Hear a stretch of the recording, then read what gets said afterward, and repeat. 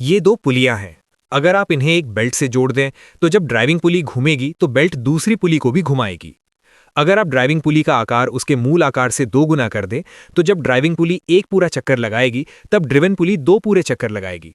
इस स्थिति में इस बेल्ट ड्राइव सिस्टम का ट्रांसमिशन अनुपात 1:2 होगा और ड्रिवन पुली की गति 2 गुनी हो जाएगी। लेकिन अगर आप ड्राइविंग पुली को ड्रिवन पुली के आकार के आधे जितना छोटा कर दें तो जब ड्राइविंग पुली एक चक्कर लगाएगी तब ड्रिवन पुली केवल आधा चक्कर लगाएगी।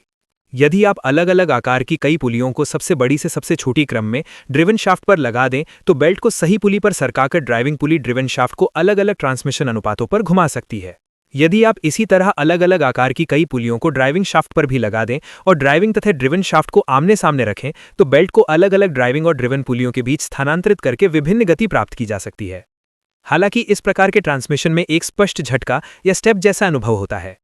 इसका चतुर समाधान ये है कि इन कई पुलियों की जगह एक पूरा शंक्वाकार ड्रम या कोन लगा दिया जाए।